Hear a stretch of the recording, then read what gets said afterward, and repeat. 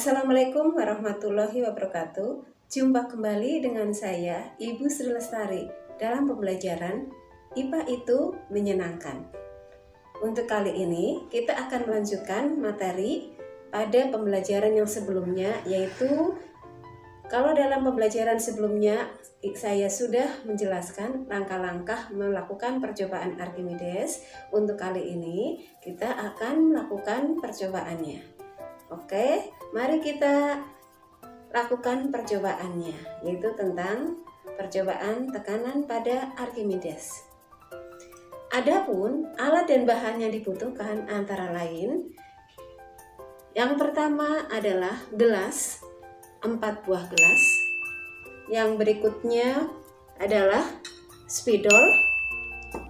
Yang ketiga, sendok. Sedangkan bahan-bahan yang dibutuhkan antara lain air,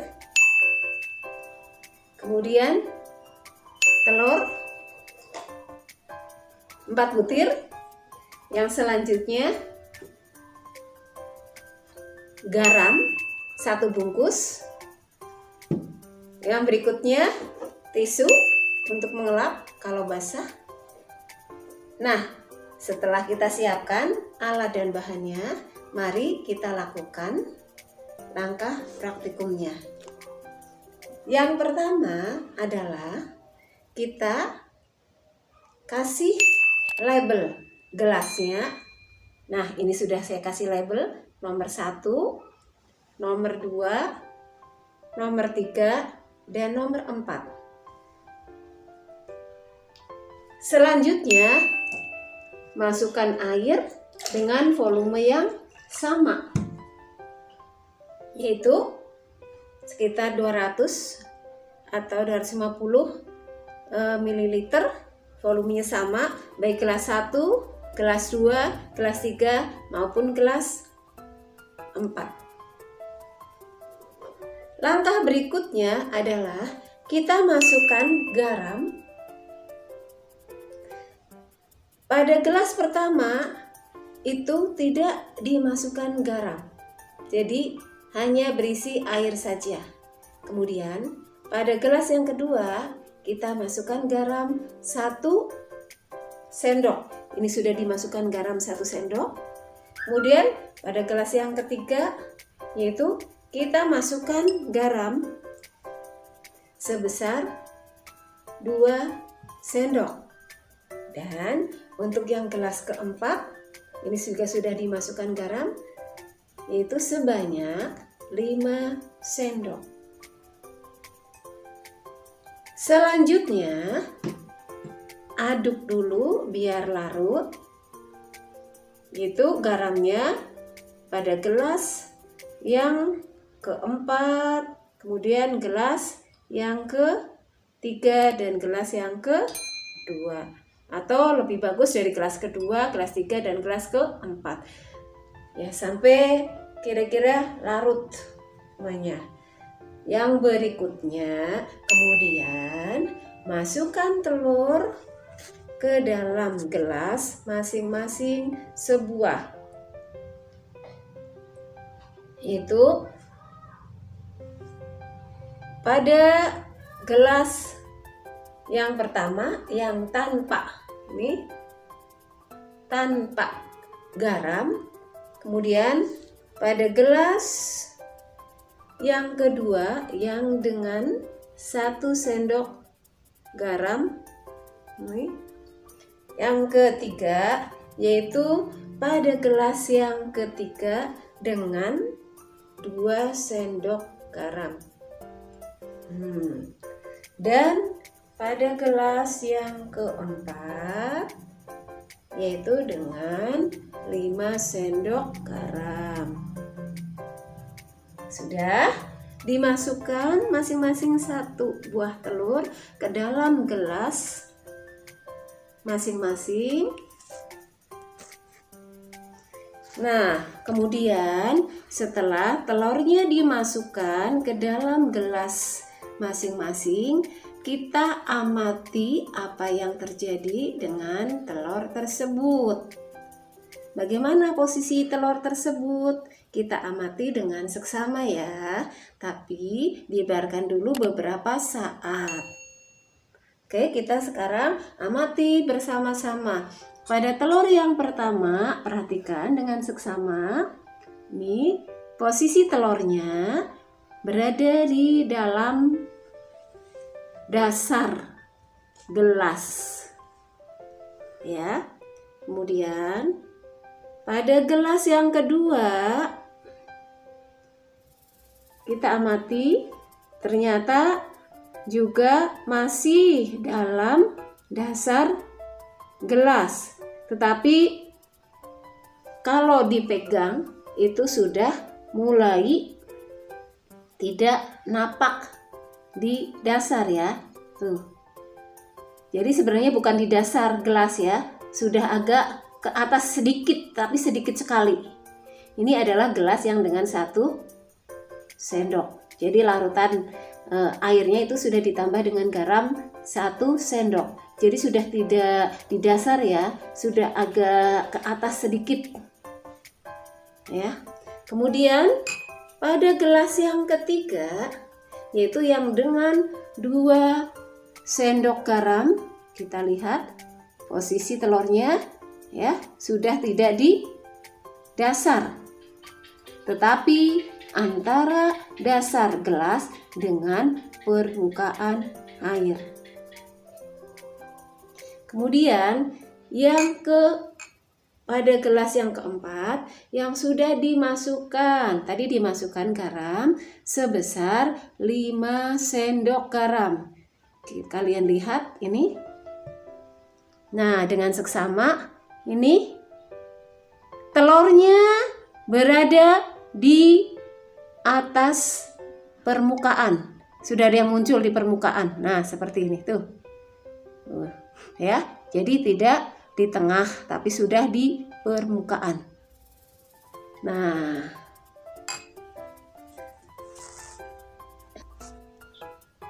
Nah, kita sudah bisa mengindikasikan atau sudah bisa mengidentifikasi bahwa telur pada gelas yang pertama posisinya di dasar gelas, ini disebut dengan tenggelam. Kemudian pada gelas yang kedua itu, nah ini sudah tidak napak ya, sudah tidak napak di dasar ya. Dari gelas sudah agak sedikit, tapi sedikit sekali ya, sedikit sekali di atas dasar gelas. Ini melayang, tapi melayangnya belum sepenuhnya ya, disebut dengan posisi melayang, tapi belum sepenuhnya. Kemudian pada gelas yang ketiga nih, nah telurnya itu berada di tengah-tengah, ini disebut dengan melayang. Ya, ini melayang. Kalau ini juga udah melayang, tapi melayangnya masih sedikit, belum secara sempurna,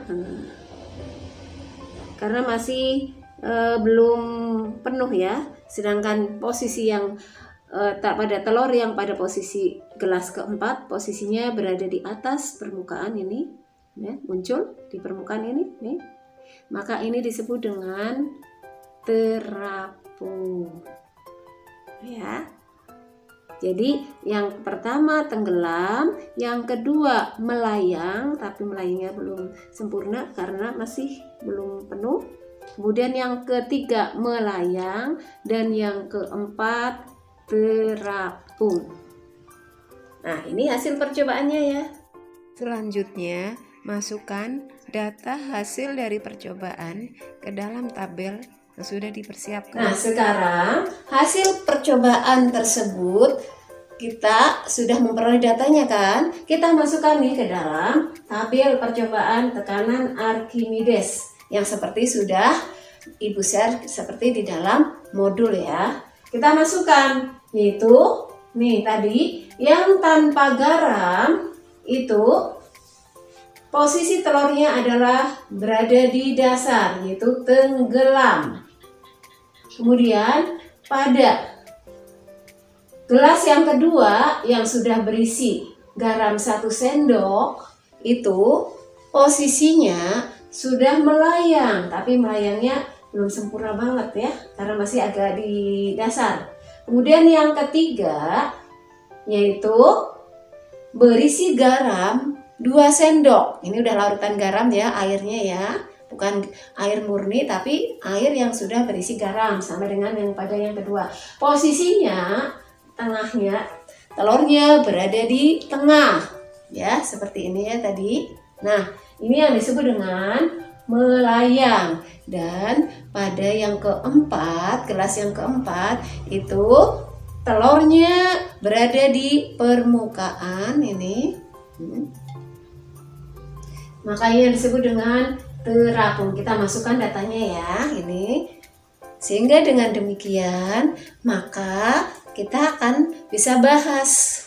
Hal ini sesuai dengan hukum Archimedes yang berbunyi, jika sebuah benda dicelupkan ke dalam zat cair, sebagian atau seluruhnya, maka benda tersebut akan mendapatkan gaya ke atas sebesar berat zat cair yang dipindahkan oleh benda tersebut.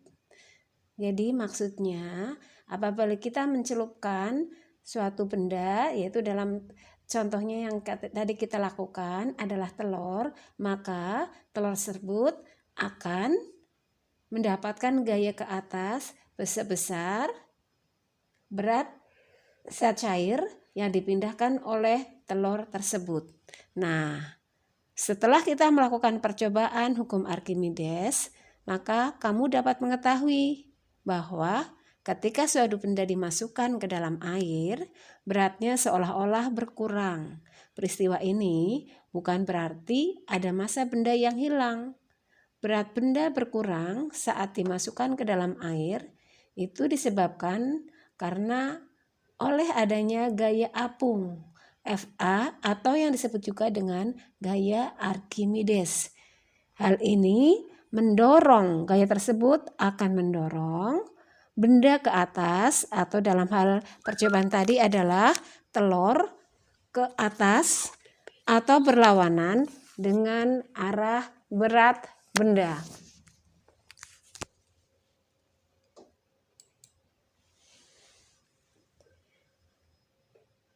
Berarti menurut hukum Archimedes bahwa besar gaya ke atas adalah bisa dirumuskan dengan Fa sama dengan rho zat cair dikali G dikali volume dari zat cair tersebut yang dipindahkan. Dengan Fa adalah gaya apung atau gaya Archimedes, satuannya adalah Newton. Rho zat cair atau massa jenis zat cair dengan satuan kilogram per meter kubik, dan G itu adalah percepatan gravitasi dengan satuan meter per sekon kuadrat, dan VCP itu adalah volume dari zat cair yang dipindahkan oleh benda yang dimasukkan.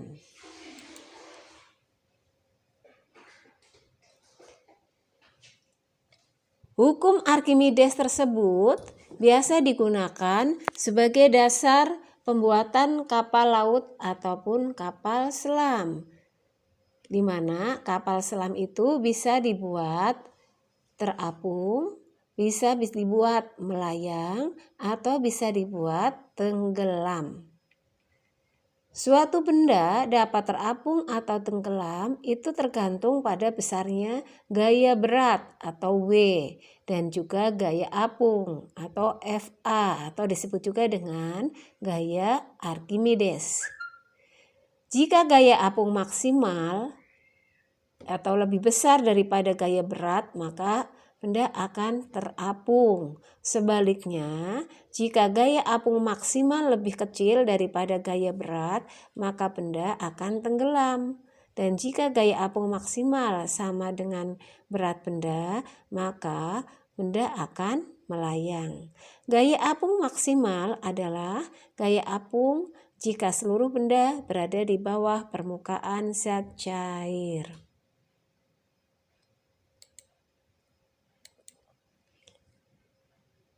Ini contoh dari kapal selam. Jadi, secara matematis bisa dirumuskan.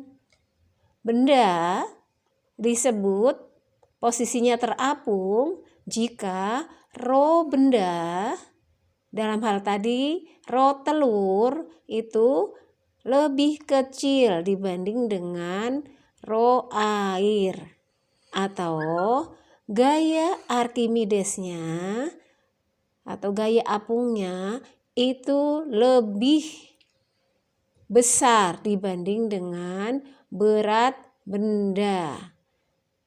Dalam hal ini tadi zat cairnya bukan air saja, tapi sudah dimasuki oleh garam atau larutan garam. Kemudian disebut melayang jika rho benda sama dengan rho zat cair, atau gaya Arkimidesnya itu sama dengan berat dari benda. Dan disebut tenggelam jika rho benda itu lebih besar dari rho zat cair, atau gaya Arkimidesnya lebih kecil dari berat benda. Nah, seperti yang tadi dalam percobaan hasilnya itu adalah pada gelas 1 posisinya tenggelam karena berat dari benda atau berat dari telur lebih besar dibanding dengan gaya Arkimedes air. Dalam hal ini tadi tidak dimasukkan garam. Kemudian pada gelas yang ketiga posisi telurnya itu disebut melayang karena massa jenis zat cair dalam hal ini adalah garam, air yang sudah dimasukkan garam yaitu 2 sendok, maka lebih sama dengan berat dari telur, atau massa jenis telur sama dengan massa jenis larutan garam tadi. Sedangkan pada gelas yang keempat posisinya itu adalah terapung. Kenapa hal itu bisa terjadi? Tadi airnya sudah dimasukkan garam dengan jumlah 5 sendok garam. Jadi dalam hal ini terapung disebabkan karena gaya Arkimedes zat cair atau gaya apung dari zat cair, yaitu larutan garam yang berisi 5 sendok garam itu lebih besar dibanding dengan berat benda atau berat telur, atau massa jenis dari zat cair dalam hal ini adalah larutan garam yang berisi 5 sendok garam itu lebih besar dibanding dengan massa jenis dari telur, sehingga telur disebut sebagai Nah, jadi dengan dimasukkannya garam ke dalam air akan menyebabkan perubahan massa jenis. Massa jenis air lebih kecil dibanding dengan massa jenis garam. Jadi pada Air yang dimasukkan dengan garam 1 sendok dengan air yang dimasukkan garam 2 sendok dan juga dengan air yang dimasukkan garam 5 sendok itu berbeda massa jenisnya. Semakin besar atau semakin banyak garam yang dimasukkan ke dalam zat cair akan menyebabkan bertambahnya massa jenis larutan. Kita lihat kembali nih rumusnya, yaitu Fa sama dengan rho zat cair kali G kali V zat cair yang dipindahkan oleh benda. Sehingga makin besar rho atau massa jenis zat cair, maka akan memperbesar gaya Archimedes.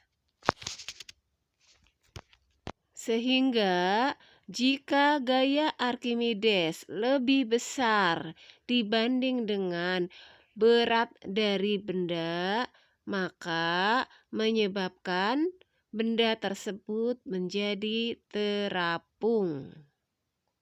Dan juga dikarenakan massa jenis zat cair lebih besar dibanding dengan massa jenis benda tersebut.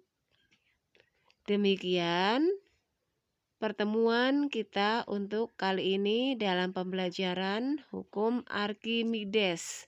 Sekian dan terima kasih. Wassalamualaikum warahmatullahi wabarakatuh.